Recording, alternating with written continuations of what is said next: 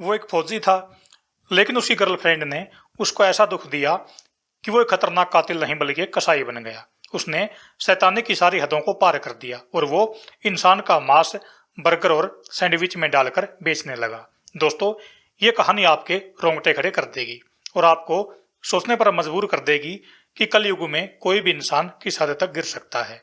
यह स्टोरी है अमेरिका की। तारीख 2 मार्च 1955। अमेरिका के बाल्टीमोर शहर में एक लड़के का जन्म हुआ। इस लड़के का नाम रखा गया जोसेफ रॉय मैथेनी। इस लड़के का पिता एक शराबी था जो हर वक्त नशे में रहता था और नशे के कारण ही उसकी मौत हो गई। जब पिता की मौत हुई तब जोसेफ नाम का वो लड़का महज 6 वर्ष का था। जोसेफ पढ़ने में काफी इंटेलिजेंट था, कद काठी का काफी मजबूत था। जब वो 18 साल का हुआ तो उसकी लंबाई थी 6 फीट 8 इंच और वो फौज में भर्ती हो गया। जोसेफ की अपनी माँ के साथ भी नहीं बनती थी, वो अपनी माँ से भी अलग रहता था। जब वो अमेरिकी फौज में था तो उसकी पोस्टिंग वियतनाम में हो गई।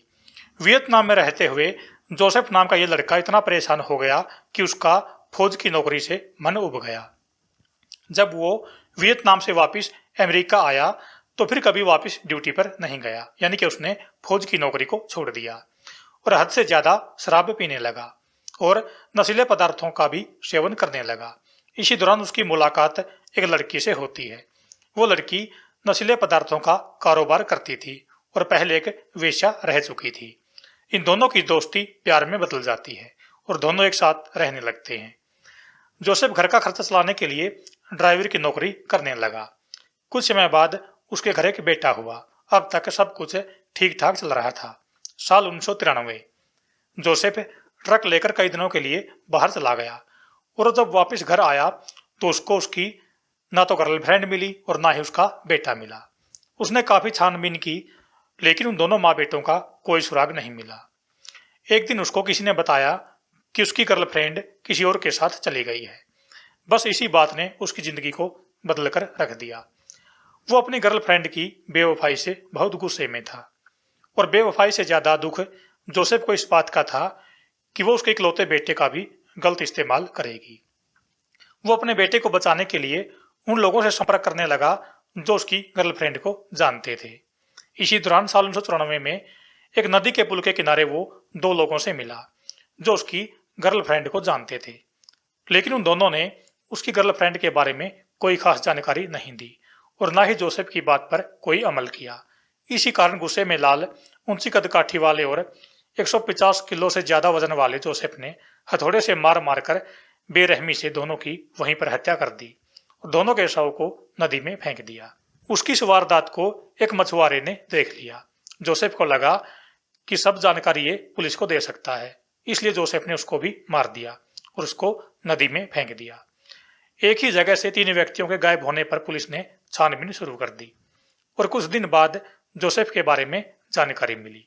उसको गिरफ्तार कर लिया गया, लेकिन कुछ दिनों बाद उसको छोड़ दिया गया क्योंकि उसके बारे में पुलिस को ना तो कोई पक्का सबूत मिला और ना ही वो तीनों शव मिले और ना ही वारदात में इस्तेमाल किया गया हथौड़ा मिला।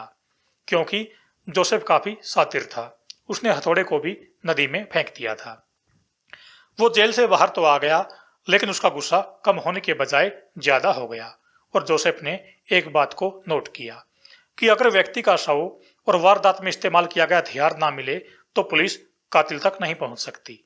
अब उसके निशाने पर वो लोग थे जो उसकी गर्लफ्रेंड को जानते थे, नशीले पदार्थों के कारण या फिर एक वेश्या होने के कारण। जोसेफ को उसकी गर्लफ्रेंड के जान पहचान वाले लोगों से और जो लोग उसकी गर्लफ्रेंड वाले कारोबार से जुड़े थे, इन लोगों से वो हद से ज्यादा नफरत करने लग गया। इसलिए वो साल 1995 में वेश्यावृत्ति में लिप्त लड़कियों को पैसे का लालच देकर अपने घर ले आता, उनका रेप करता और फिर बेरहमी से उन्हें मार देता। कई बार तो उसने शव के साथ भी रेप किया। एक टाइम ऐसा आया कि बाल्टीमोर शहर से लोग लगातार गायब होने लगे और ना उनके शव मिले। अब जोसेफ ड्राइवर की नौकरी पर कम ही जाता था। वो सड़क के किनारे बर्गर और सैंडविच बेचने लगा क्योंकि यहाँ पर पोरक और बीफ मांस वाले सैंडविच और बर्गर की खूब डिमांड थी। जोसेफ जिसकी हत्या करता उसके शरीर से सारा मांस निकाल लेता ताकि शव को खत्म किया जा सके और कोई सबूत ना बचे। एक दिन जोसेफ शिकार की तलाश में ट्रक लेकर निकला। रास्ते में एक लड़की मिलती है जो उसके साथ बैठ जाती है।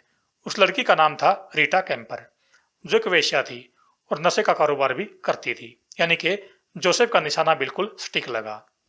जोसेफ ने उस लड़की को पैसा दिया और उस लड़की को अपने साथ ले आया जहां पर वो रहता था। यहाँ आने पर उस लड़की को सब कुछ अजीब सा लगता है, क्योंकि जोसेफ जहां पर रहता था वो किसी कसाई खाने से कम नहीं था। वो लड़की यहां से जाने की बात बोलती है। जोसेफ उस लड़की को जाने से रोकता है, उसके साथ रेप करने की कोशिश करता है। विवाद इतना बढ़ जाता है कि आपस में दोनों की मारपीट हो जाती है।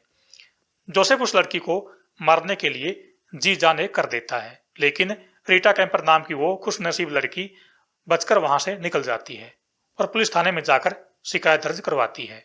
जब पुलिस जोसेफ के घर पहुंचती है तो रोंगटे खड़े हो जाते हैं। वहां पर पुलिस को इंसान का मांस और कंकालों का ढेर मिलता है, लेकिन जोसेफ वहां से भाग जाता है।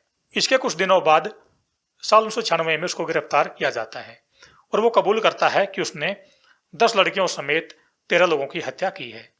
गिरफ्तारी के बाद कोर्ट में जोसेफ ने खुद फांसी की सजा की मांग की थी। उसे सजा मिली भी, लेकिन साल 2000 में फांसी की सजा को उम्र कैद में बदल दिया गया। करीब 21 साल तक जेल में रहने के बाद 5 अगस्त 2017 में जोसेफ मैथेनी की कैदियों ने पीट पीट कर हत्या कर दी। दोस्तों, कातिल चाहे कितना भी शातिर हो, पुलिस की पकड़ में आ ही जाता है।